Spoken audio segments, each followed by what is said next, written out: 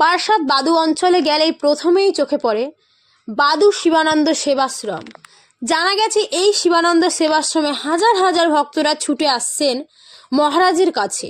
শিবানন্দ মহারাজ সমাজ সেবা প্রসঙ্গে জানা যায়, খনিজ অঞ্চলের রানীগঞ্জে আদিবাসী অধ্যুষিত এলাকায় মহিলাদের স্বনির্ভর করে গড়ে তোলার লক্ষ্যে তাদের মানুষের মতো মানুষ হিসেবে গড়ে তুলতে স্বনির্ভর প্রকল্পের মাধ্যমে তাদের স্বাবলম্বী করে তোলার উদ্যোগ নিয়েছেন তিনি। নিজেদের স্বাবলম্বী হিসেবে গড়ে তোলার মাধ্যমে অসংখ্য মহিলা তাদের কর্মসংস্থান খুঁজে পেয়েছেন। তা সম্ভব হয় স্বনির্ভর হয়ে নিজের পায়ে দাঁড়ানোর মধ্য দিয়েই। ইতিমধ্যে বহু মানুষের সহায়তা বিষয় কেন্দ্র রাজ্য সরকার বিভিন্ন পদে ভূষিত করেছেন তাকে। রানীগঞ্জে আদিবাসী পাড়া লাগোয়া দামোদর নদের তীরে টিরাট হাড়াভাঙা অঞ্চলে গড়ে তুলেছে বাদু শিবানন্দ সেবাশ্রম। এই আশ্রমেই চলছে মানুষ গড়ে তোলার লক্ষ্যে বিভিন্ন সমাজসেবামূলক কাজের সাথে স্বনির্ভর হওয়ার বেশ কিছু প্রকল্প। রাজ্য সরকারের সহায়তা দলের সাথে বিশেষ প্রশিক্ষণ দেওয়ার উদ্দেশ্যে সেলাই প্রশিক্ষণ কেন্দ্র গড়ে উঠেছে এখানে। যারা আসছে তারা বললে মানে ভালো হয়, তারা বলছে আমার মনে হয় তারা বললে ভালো হয়। আমি কি বলবো, আমি তো বলবো যে তারা কেন আসছে। আমি নাই শাহরুখ খান, না কোনো ফিল্ম স্টার, আর না কোনো আমি বড় সাধু টাধু, কিন্তু তারা কেন আসছে আমি তো বলতে পারবো না। তবে একটা জিনিস আমি বলতে পারি, একটা জিনিস বলতে তাদের আমি যে ভালোবাসি, তারা আমাকে ভালোবাসে। ভালোবাসার টানটা লাগে, যেখানে কোনো স্বার্থ, সেই স্বার্থে নেই, যে নিঃস্বার্থ টানে কিন্তু তারা চলে আসে। আমার নাতি পুতিরা, নাতি নাতিরা সবাই, হ্যাঁ, কারণ আমি যে ভালোবাসি তারাও আমাকে এই জায়গায়। আর দু নম্বর হচ্ছে যে হ্যাঁ, বাজারে যেসব চলছে এই অমুক কালী তমুক কালী, হ্যাঁ, কেউ বলছে যে বড় মা ছোট মা, হ্যাঁ, কেউ বলছে আমার জাগ্রত, এইটা জাগ্রত, ওখানে জাগ্রত, এই জাগ্রত, মানে মিডিয়াটা বেশি করে। তা আমি বলি যে কোন ঠাকুর যে ঘুমিয়ে আছে, দরজা খুললো জেগে আছে, চোখ চেয়ে আছে, আর দরজা বন্ধ করলে ভেতরে গিয়ে দেখবি চোখ চেয়ে আছে, সবই তো জেগে আছে, তার জাগ্রত ঠিকই না। আর অন্য করে মানে কি বলবো, মানে সদাই করে না, সে বৃষ্টি কেনা বেচা চলছে। হ্যাঁ, কে যত সেলসম্যান যত বেশি সে কত সেল করছে, এবং সেইভাবে তার প্রভাব প্রতিপত্তি সৃষ্টি করছে।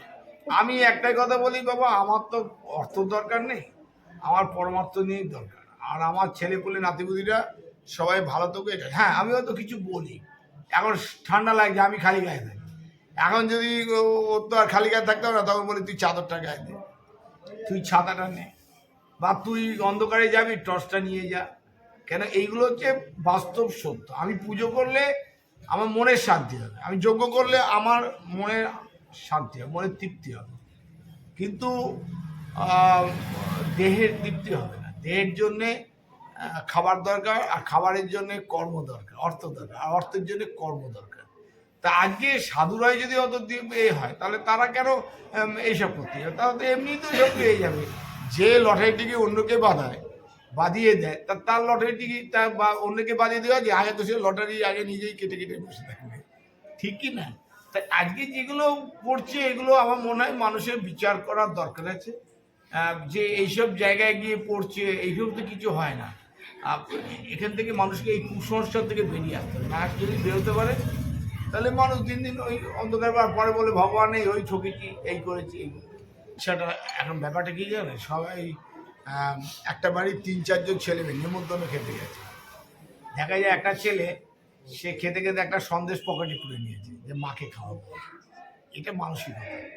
আরও তো 3টে ছেলে আছে, সে কিন্তু নেয়নি, তারা নিজেরা খেয়ে নিয়েছে। ব্যাপারটা যে এগুলো সব মানসিকতা। একটা বাড়িতে দেখবি একটা ছেলে তার বাবা মাকে দেখে যাচ্ছে, আর বাকি যারা আছে তারা দেখেই না, হয় কি না? তা সমাজটাও তো একটা বাড়ির মতো।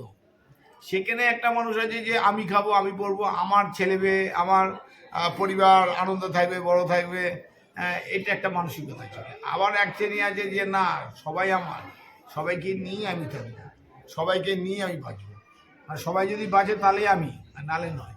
কিন্তু আলাদা আলাদা চিন্তা ভাবনাগুলোই আলাদা। তাই সমাজে এগুলো আছে, এই জন্য বৈচিত্র্যময় সমাজ বানা আছে।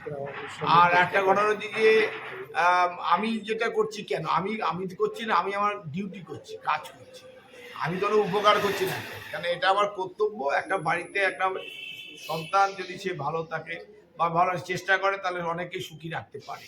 তা আমি চেষ্টা করি যে আমার বাড়ির যারা ছেলে মেয়েরা আছে তাদের কি করে ভালো রাখা যায়, আর সেই জন্য আমি পরিশ্রম করি।